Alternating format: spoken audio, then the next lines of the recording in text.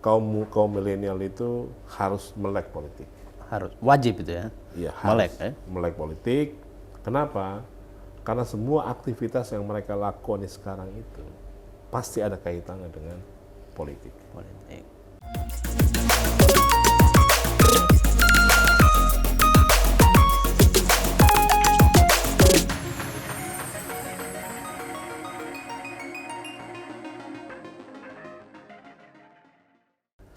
Kita pada malam hari ini kehadiran tamu yang mungkin Bapak dan Ibu sekalian sudah mengetahui, bahkan kelompok muda juga sudah mengetahui. Amin. Terkait siapa sosok beliau.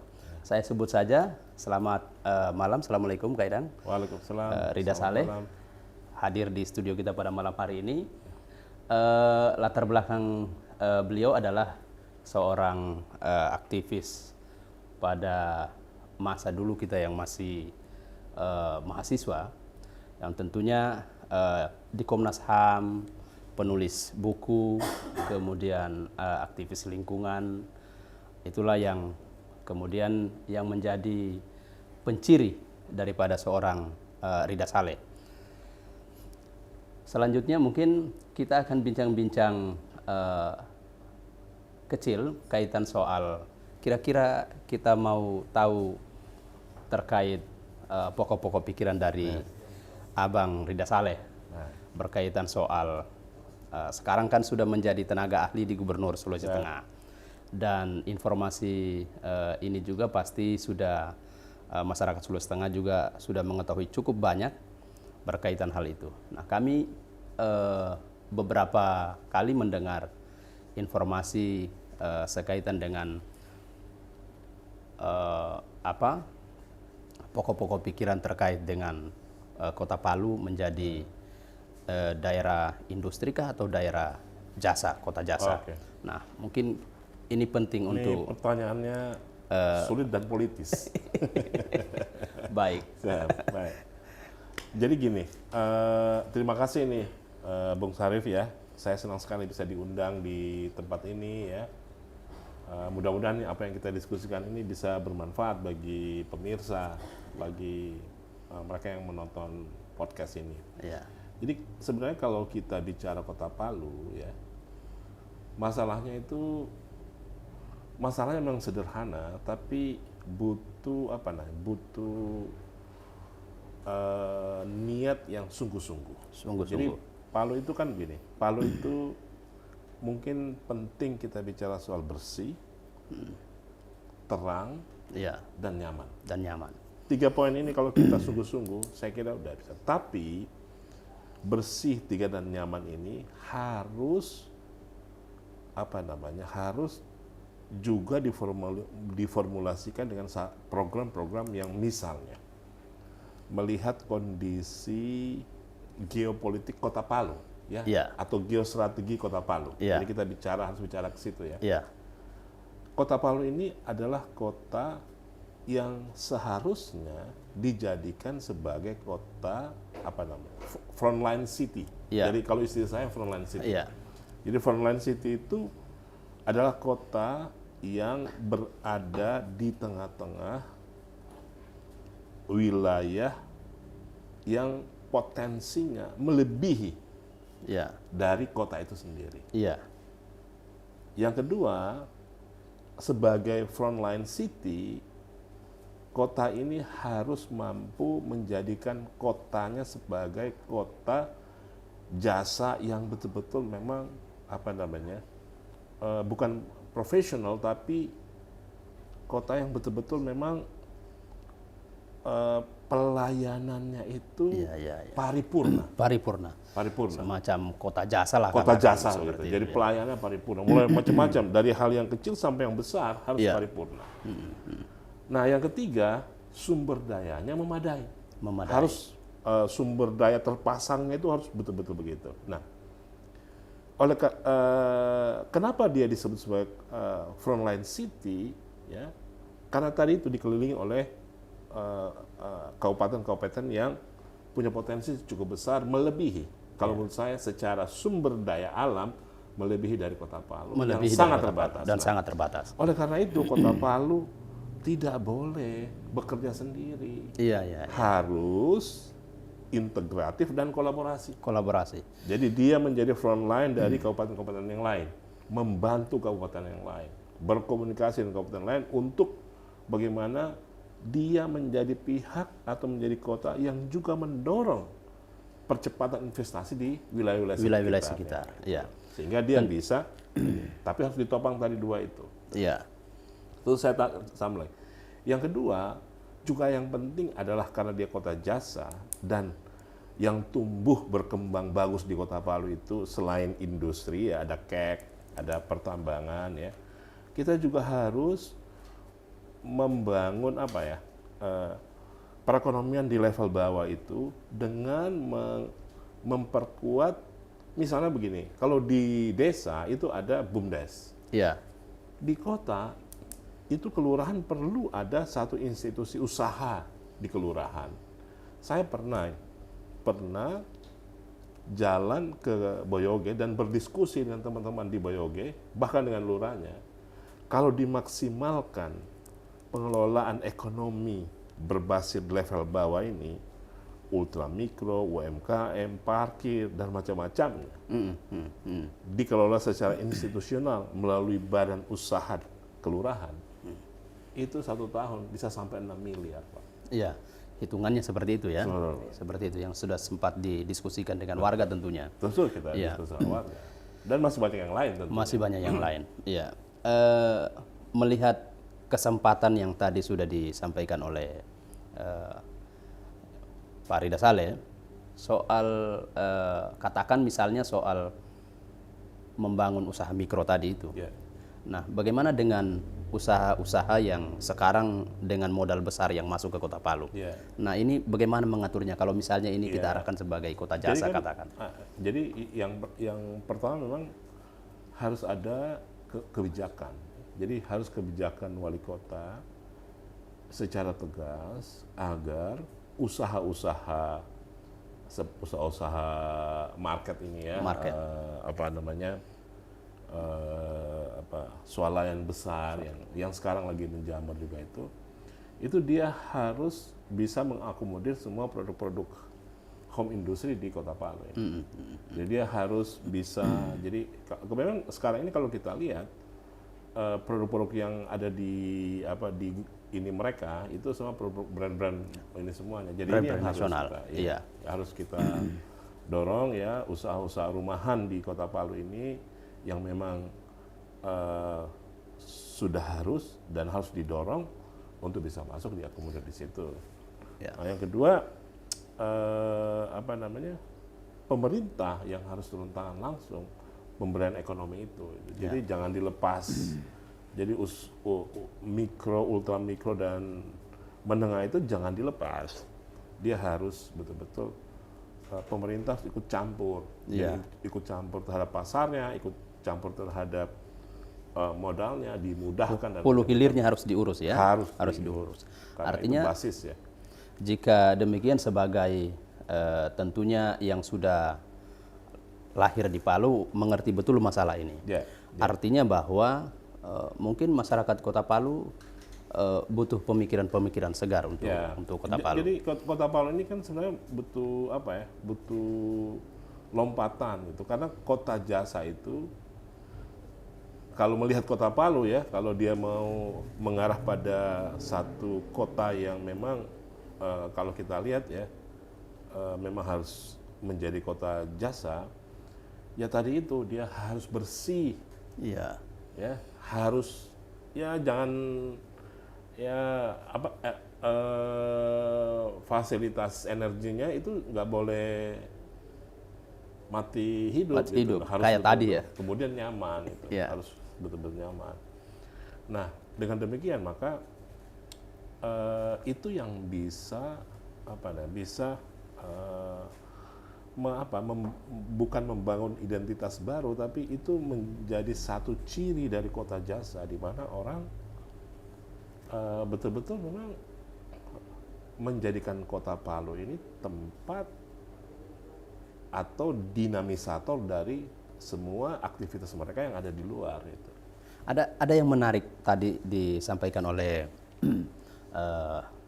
Bapak, soal Palu itu harusnya menjadi kota di mana dia bisa memberi supporting terhadap kabupaten-kabupaten yang ada di sekitarnya. Jadi frontline frontline city seperti itu. Nah itu kalau menurut Pak Ridha Saleh seperti apa yang prosesi kerjasamanya yang kira-kira bisa dilakukan dengan hadirnya KEK misalnya ada di sini sekarang. Jadi misalnya hadirnya KEK itu gimana?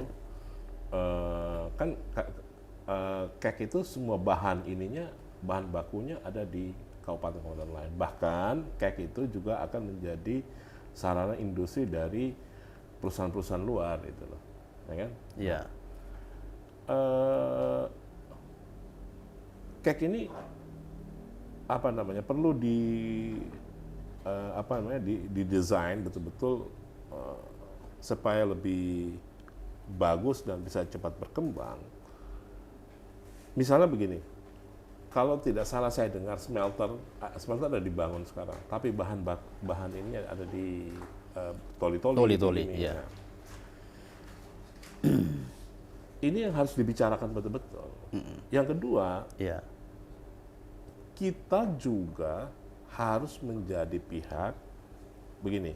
Kita harus mencarikan vendor atau investor yang masuk ke KEK, ya, bukan semata-mata mengembangkan KEK, tapi juga dia menjadi bahagian yang akan berinvestasi ke kabupaten lain. Ya misalnya begini, dia bangun smelter, bahan bakunya di sana. Dia bangun pabrik, bahan ininya di sana itu. Jadi itu kita yang harus menjadi frontline itu. Yang kedua, misalnya kalau kita lihat Sigi itu pertanian cukup bagus dan potensi. Kita harus mencarikan, kita harus membantu mereka untuk mencarikan investor untuk bisa mengelola lahan. Mengelola lahan. Artinya Kota Palu di sini harus memberi supporting, apakah itu investasi pertanian ada di Sigi, apa kemudian dia harus berinvest ke Donggala, kayak begitu ya. Karena memang persoalan kita di kota dengan kabupaten itu berbeda. Jadi mungkin inilah yang harus kita harus bicara dengan bupati-bupati itu. Jadi kota harus duduk bersama untuk membicarakan seperti apa. Jadi kota tidak bisa lagi memikirkan dirinya sendiri untuk mengembangkan kotanya, tapi kota ini akan tumbuh bersama dengan yang lain. Itu. Dan dia kalau bisa menjadi frontline juga untuk membantu. Kalau menurut Bapak Ridha Saleh, di mana posisi ketika kota ini misalnya menjadi kota berkembang seperti kota jasa? Tentunya banyak sekali problematika yang akan dihadapi oleh kota ini. Misalnya soal pekerjaan, pasti soal pekerjaan yang menjadi hambatan, kemudian masalah perempuan. Nah ini bagaimana cara menyelesaikan dengan tatanan komposisi peraturan Kota Palu yang mungkin sampai sekarang juga belum maksimal dalam soal. Itu dia, makanya kan ada dua hal ya. Kalau soal lapangan pekerjaan itu penting ya, ketenaga kerja, angkatan kerja di Kota Palu itu memang jadi begini. Saya ingin membicarakan soal ketenaga kerjaan itu bukan lebih filosofis, tapi lebih dasar.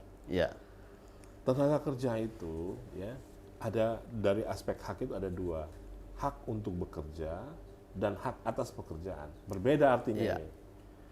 Hak untuk bekerja itu kita harus membuka lapangan pekerjaan atau perusahaan-perusahaan tempat bekerja itu agar mereka bisa bekerja. Tapi hak atas pekerjaan kita harus menyediakan, membantu modal dan jadi bagaimana caranya warga itu bisa bekerja. Jadi kan karena itu adalah hak mereka. Hak untuk. Nah, ini yang harus dipikirkan betul gitu loh. Jadi begini, kalau seandainya industrialisasi di wilayah kabupaten ini terbuka, dia juga akan menyerap tenaga-tenaga profesional dalam kota untuk sana. Bisa juga begitu. Bisa juga begitu. Yang kedua, kalau di sini tumbuh dengan bagus, ya dia kalau mau healing lah. Iya. Ya, ke kota dia. Betul, dia harus ke kota. Iya, dan ini banyak tempat, dan betul. Itu pekerjaan juga akan terbuka ini, UMKM bisa terbuka. Ya. Nah, itu yang sebenarnya memang perlu satu desain bagaimana caranya. Itu tugas Kota Palu itu menyediakan tempat-tempat itu. Jadi pelayannya harus, tadi saya katakan, pelayanan harus prima. Ya. Hotelnya bagus, benar. Kotanya bersih dan macam-macam. Jadi semua orang di sana akan datang. Gitu. Misalnya kita harus bicara sama sama Bupati Sigi ya, melihat geografisnya mungkin Sigi itu lebih layak didorong industrialisasi pertanian, peternakan dan perikanan daratnya. Gitu. Nanti untuk healingnya dan macam-macamnya bangun di kota. Bangun di kota. Kita itu. Gitu. Tapi mesti kerjasama antar pemerintah. Ya, misalnya sementara kan kalau secara ini kan kita berpikir kalau kita mau bangun mall di Sigi di mana ya? Mall ini kan nggak mungkin tuh. Bukan tidak mungkin, satu saat mungkin iya, tapi sekarang, nah untuk mall itu di sini untuk mereka mau belanja atau apa bisa sih. Tapi kita punya tanggung jawab untuk membangun membantu mencari industri pertanian di sana tuh. Jadi begitulah timbal balik. Gitu ya. Nah, selanjutnya mungkin yang perlu terus juga untuk diketahui, kira-kira dalam ini posisinya sebagai tenaga ahli gubernur ya, melihat sensitif ini kalau tenaga ahli ini. Tenaga ahli gubernur melihat ini data ataupun informasi pasti sudah diketahui terkait, ini tetap bicara dalam tatanan Kota Palu. Nah, melihat untuk memberikan dorongan kepada gubernur tentunya untuk bagaimana sih sebenarnya, karena konsep ini kota jasa ini sebenarnya sudah cukup lama dibicarakan. Nah, sekarang posisi Pak Rida Saleh, posisi Pak Rusdi Mastura sebagai gubernur yang juga mantan wali kota, informasi ini apakah masih relevan dibicarakan untuk kemudian dikembangkan selanjutnya? Masih sangat relevan, karena kalau kita lihat memang kota itu jadi tumpuan, dari banyak orang macam-macam menggunakan jasa di kota lebih banyak. Jadi memang kota ini masih harus perlu ada penataan yang lebih maksimal terhadap pelayanan publik. Pelayanan publik ya, terus kemudian juga penting sebenarnya kesiapan sumber daya manusianya itu sebagai kota jasa itu, terus kemudian infrastruktur penting sekali, energi penting sekali, sangat energi ya, harus tidak kota jasa itu dia kalau sudah betul-betul dia berkembang seperti Jakarta, dia sudah menjadi kota yang tidak tidur lagi.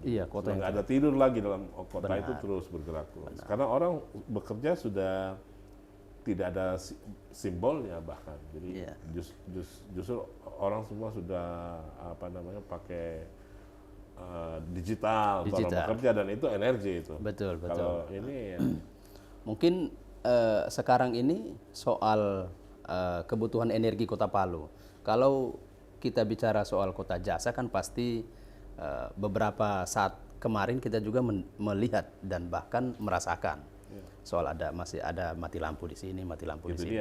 Kira-kira gambarannya seorang Rida Saleh untuk gimana? Sekarang kan kalau kita bicara soal energi baru terbarukan, ya nggak mungkin lagi kita pakai diesel sini, karena itu energi kotor.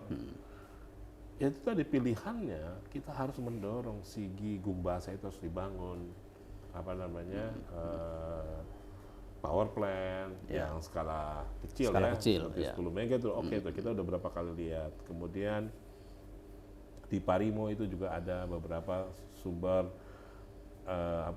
energi dari air juga ya. Itu kalau di kota sudah nggak mungkin lagi itu. Jadi kita juga harus membantu mencarikan itu investor yang bisa membangun itu, karena dia akan mensuplai juga kota itu, karena kalau lihat kebutuhan listrik publik kota termasuk tinggi juga. Gitu. Jadi nah begitu caranya kita bekerja sama dengan daerah, kita mencarikan, kita gitu.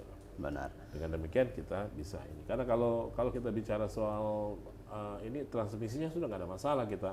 Donggala, Sigi, Parimo, Kota Palu dia sudah interkoneksi. Sudah terkoneksi. Iya. Apakah hal ini juga menjadi perhatian seorang gubernur misalnya berkaitan soal mendorong ini?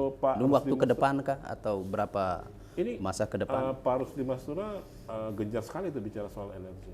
Ini kan kalau tidak salah beberapa bulan terakhir ini ya itu Gumbasa, kemudian Bongka, terus ada 2 sungai di mana namanya, di Parimo. Memang kecil. Jadi dia kalau yang di Parimo itu ada yang 8 mega, terus ada yang 5 mega. Jadi artinya begini,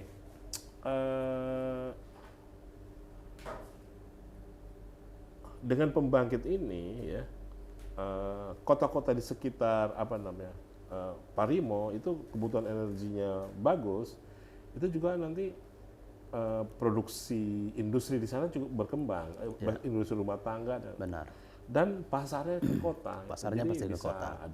Ada konektivitas ekonominya juga lebih baik. Gitu. Benar. Yang lain mungkin soal kita bicara soal Kota Jasa ini tadi sudah cerita soal hak warga untuk bekerja.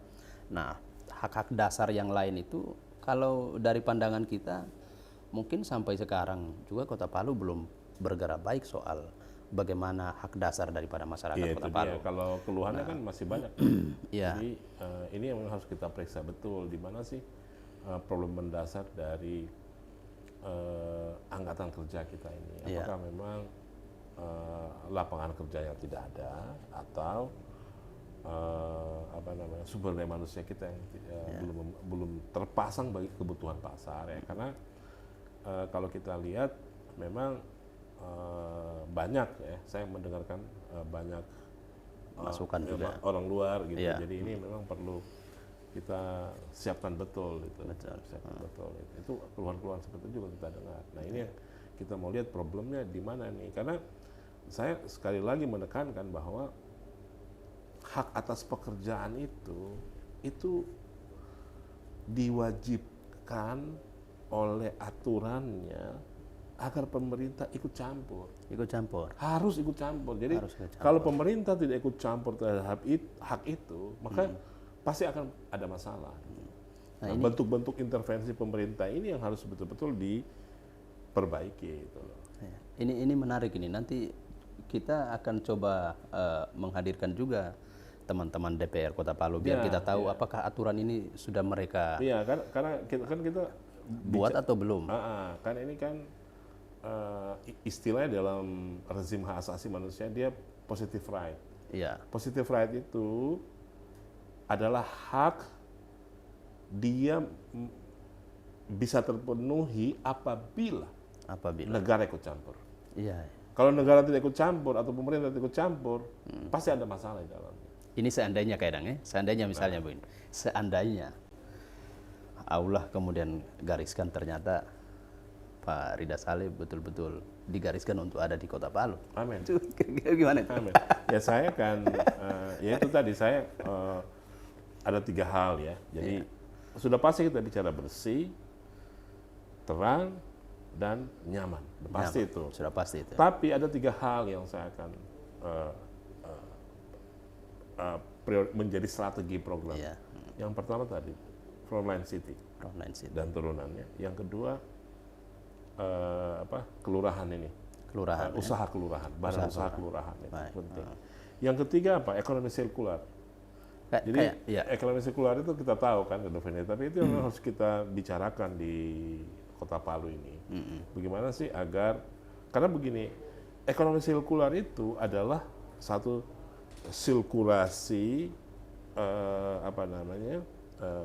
kayak produk ya misalnya. Dia setiap titiknya itu menyerap juga kerja dan tenaga tidak kerja ada yang juga dibuang gitu loh, menyerap juga itu. Jadi semua rantai itu saling termanfaatkan dan menyerap tenaga kerja. Iya. Nah, itu tapi itu akan dalam bayangan saya seperti itu. Jadi dia ini dan tentu juga harus bicara soal pelayanan internal harus kita perbaiki, birokrasi pelayanannya, infrastruktur, dan tadi yang saya sampaikan. Iya.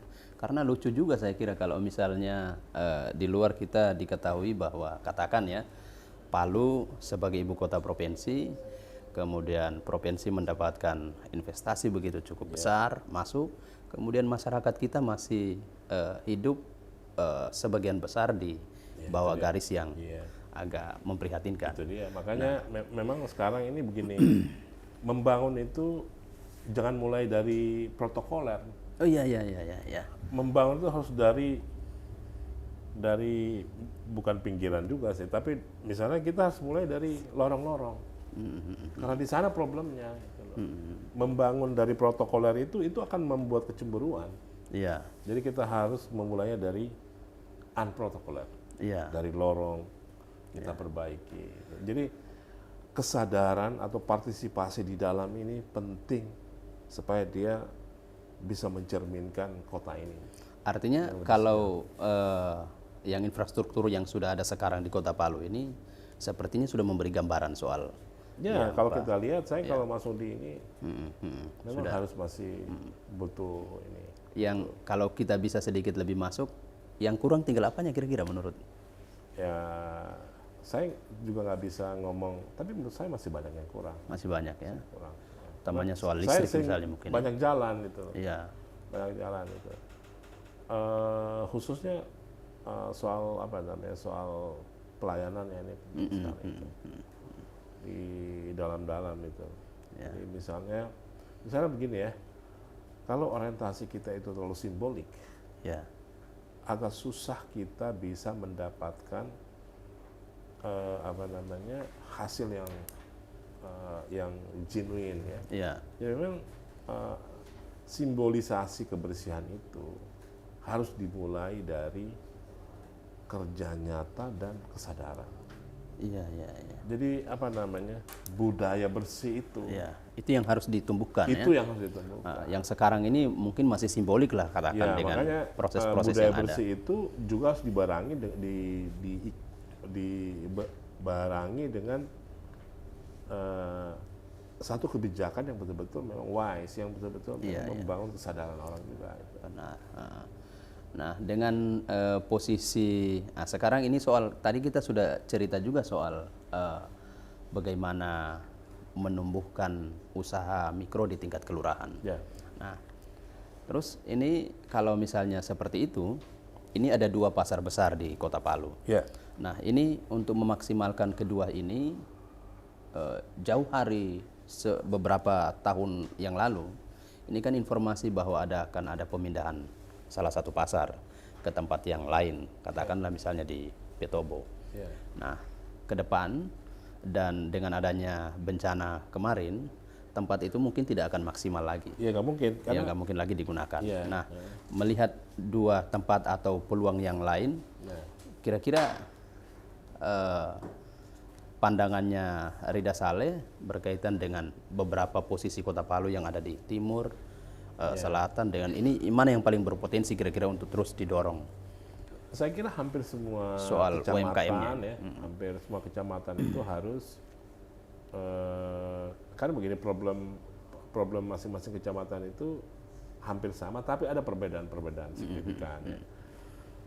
Tapi kalau kita bicara soal UMKM, problemnya hampir sama itu. Yeah. Jadi akses terhadap modal, kemudian bagaimana membaca pasar, bagaimana produknya yang bagus ya, agar bisa diterima oleh pasar, ya. Terus profesionalitas mereka dalam ini itu menjadi pengetahuan dasar atau menjadi prinsip dasar dari berkembangnya UMKM di sana. Tapi mungkin kita harus lihat itu, harus lihat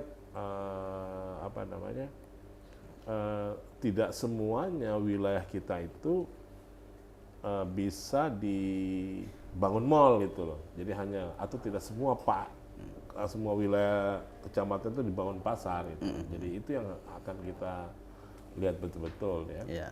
Nah yang terakhir saya mau tegaskan ya bahwa kota ini kan kota yang salah satu ada apa namanya sesar ya. Yeah. Jadi memang perspektif mitigasi bencana itu harus penting. Penting untuk dihitung. Harus. Dan itu sudah menjadi. Tapi salah satu pendekatan mitigatif itu local wisdom, kan bukan lokal itu juga penting karena memang di Kota Palu itu tidak boleh kita abaikan tuh local wisdom. Nah tadi di awal kita bicara soal healing. Nah kami juga kan mendengar ini akan ada pengembangan katakan ya. Cita-cita mungkin ini cita-cita seorang Rida Saleh soal pengembangan sekolah alam. Nah itu apakah bagian mau menjawab soal masalah pendidikan di Kota Palu untuk memberikan bahwa begini loh cara harusnya pendidikan itu tidak mesti harus berat. Mungkin bisa juga dengan ringan-ringan. Bisa ada memang saya tadi udah diskusi banyak teman-teman ya bagaimana caranya agar jadi begini. Sekarang ini milenial itu apa namanya begini. Milenial ini cukup besar ya. Cukup besar. Tapi kita juga harus memboboti orientasi milenial itu tidak hanya apa ya. Kalau saya lihat di Kota Palu ini memang perlu dibukakan apa namanya lapangan yang memotivasi mereka insting ini mereka kuat. Lebih inovatif, lebih kreatif ya. Lebih kreatif. Misalnya tadi kita memikirkan, ini sekolah alam kita coba kerjasamakan dengan petani-petani di kota. Nanti ada beberapa tempat tanah kita apa namanya undang milenial, silakan Anda bertani di sana. Nanti kita kasih tips begini caranya sampai itu. Jadi milenial itu kita harap dia tidak bermain di hilir saja, jadi main di platform, tapi juga dia lihat di hulunya nih, begini, benar. Dia ikut terlibat di sana. Gitu loh. Jadi dia terlibat seluruhnya. Itu salah satu tadi yang kita pikirkan, gimana caranya agar milenial itu bertani, langsung bertani. Sekarang kalau kita lihat di Jakarta di ibu kota, mereka udah urban farming itu udah mulai banyak itu milenial yang langsung itu. Betul. Apakah ini sedikit masuk ke sana? Ini memang disiapkan untuk mau menggait kelompok milenial saja atau kelompok yang lain atau mungkin pertanian juga untuk bisa pertanian. Jadi sekolah alam ini. Sekolah alam ini sebenarnya kita dedikasikan untuk yaitu tadi bagaimana sumber daya manusia itu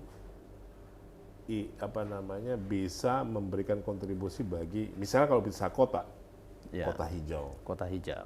Bagaimana sih kota hijau itu? Jadi mulai dari orangnya. Jadi bukan desainnya saya, tapi budaya hijaunya nggak ada. Jadi itu yang kita mau. Bagaimana sih mengintervensi perilaku orang agar betul-betul memang menghormati atau ikut serta di dalam menjadikan kota ini hijau. Karena itu butuh kesadaran. Butuh kesadaran, butuh pengetahuan. Betul. Sikap dan seterusnya gitu. Sampai dia mengkonsumsi sesuatu dan memanfaatkan sesuatu. Benar. Itu sudah sampai ke sana itu dan kita belum terlambat belum terlambat ya. Kota Palu belum terlambat. Masih. Bahkan kalaupun kita memulai sekarang masih lebih baik. Apakah kemudian kita ini mungkin bagian daripada cara mengkritisi pemerintah juga sih. Dengan hadirnya beberapa konsep yang sudah diterapkan oleh Pak Rida Saleh itu. Tapi saya kira memang ini bukan kita kritisi pemerintah, tapi memang kita kalau pemerintah tidak terlalu memperhatikan hal seperti ini, ya kita harus berperan karena masalah ekologi, masalah lingkungan hidup itu kan pemerintah maupun masyarakat juga harus. Kita sebagai orang yang punya latar belakang lingkungan, kita harus berpartisipasi. Jadi ini adalah tanggung jawab kita bersama. Betul. Nah, ini mungkin suatu waktu ya teman-teman dan semua masyarakat yang ada di Kota Palu yang mungkin menyaksikan ini, kita bisa bermain-main di tempat yang telah kita diskusikan tadi itu di Sekolah Alam lah katakan. Iya. Sekarang udah fasilitasnya udah Flying Fox, udah banyak lah di sana, udah bisa kita datang di sana. Anda bisa menikmati suasana yang luar biasa. Tadi teman-teman banyak naik. Senang sekali mereka bisa bermain. Tadi ada yang main Flying Fox, ada yang sudah bisa ya? Udah sekarang. Sudah bisa. Iya. Udah. Tapi itu untuk kalau Flying Fox-nya kita masih umurnya 15 tahun ke bawah lah. 16-17 tahun boleh, tapi timbangannya harus 40. Harus 40. Ya, kalau kayak tadi kita coba ya yang timbangannya 70 tahun, 70 kilo, itu agak selamat juga. Ya. Cepat dan ini. Jadi ya kalau bisa. Tapi ada tenaga profesional yang ini yang jaga. Ini mungkin pertanyaan kunci kita ya, informasi kunci kita ya. Kira-kira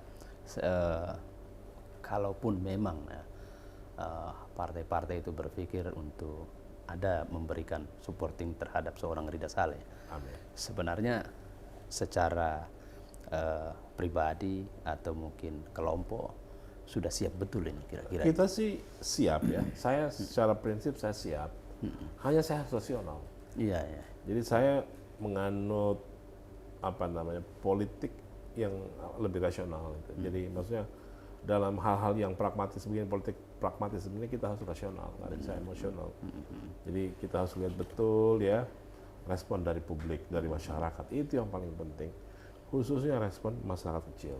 Betul. Sebab mereka ini yang menjadi prioritas kita untuk kita perhatikan ke depan. Kita perhatikan. Ini kan tahun pemilu. Ya. Sekarang ini tahun pemilu. 2023 ini 2023 tahun pemilu. Politik dan resesi ini.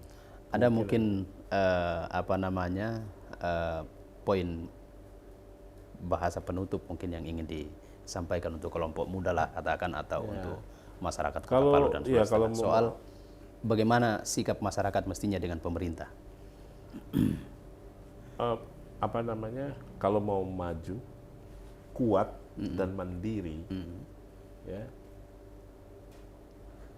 pemerintah itu harus betul-betul tegas dan bijak dalam membawa produk pembangunan ini. Baik. Harus begitu. Kalau nggak begitu, ya dan harus fokus. Jangan banyak. Fokus betul ya. Misalnya kalau kita mau jadikan kota jasa, infrastruktur, pelayanan publik, energi harus betul. Jadi bersih, kita betul-betul konsentrasi membersihkan Kota Palu itu bukan untuk meraih simbol, tapi betul-betul ingin membangun iman. An-nadzafatu minal iman. Iya. Ya kan membangun jadi betul-betul memang menjadi perilaku kita. Perilaku kita ya. Melayani orang dengan bersih semuanya. Mungkin perlu juga disampaikan ke publik dalam hal ini kelompok milenial barangkali soal ini kita menjemput tahun pemilu. Kita harus bagaimana anak muda Kota Palu? Silakan disampaikan untuk Tapi sebenarnya kaum milenial itu harus melek politik. Harus wajib itu ya. Iya, melek politik. Kenapa? Karena semua aktivitas yang mereka lakoni sekarang itu pasti ada kaitannya dengan politik. Jadi mereka harus tahu. Ya tahu itu tidak berarti harus ini sekali itu. Paling tidak harus tahu pemimpinnya siapa, nanti mereka harus tahu. Betul. Program pemerintah yang bersentuhan dengan kepentingan mereka harus tahu. Dan itu diputuskan secara politis. Saya mendengar ucapan terakhir ini katakan ya, kaget juga kita, ternyata bisa juga seperti itu. Nah, memang kalau sudah di dunia yang memang dibutuhkan banyak masyarakat, semua hal harus bisa dipikirkan dan harus bisa dilakukan. Ya, betul. Itu yang sangat penting. Ini milenial itu sangat penting karena mereka itu energi. Ya. Energi yang ada di tengah mereka. Jadi betul-betul memang harus mereka kritis, inovatif, gitu. Ya. Dan harus mengetahui politik. Baik. Dengan apa yang sudah disampaikan bersama Pak Ridha Saleh tadi, dan sudah memberikan closing statement-nya tadi, mungkin iya sudah memberikan informasi yang baik yang juga insya Allah bermanfaat bagi masyarakat Kota Palu dan juga Sulawesi Tengah. Mungkin di lain kesempatan nanti kita bisa bincang-bincang lagi dengan Bapak Ridha Saleh, yang tentunya kita mengharap kehadirannya juga masih siap juga dihadir. Siap, ini diundang tempat yang sangat luar biasa. Senang bisa diskusi di sini. Ya, sekali lagi kami mengucapkan terima kasih kepada Pak Ridha Saleh dan terima kasih kepada seluruh masyarakat Kota Palu yang terus mengikuti kami, dan kita akan ketemu di lain waktu dengan narasumber yang lain tentunya. Assalamualaikum warahmatullahi wabarakatuh. Waalaikumsalam.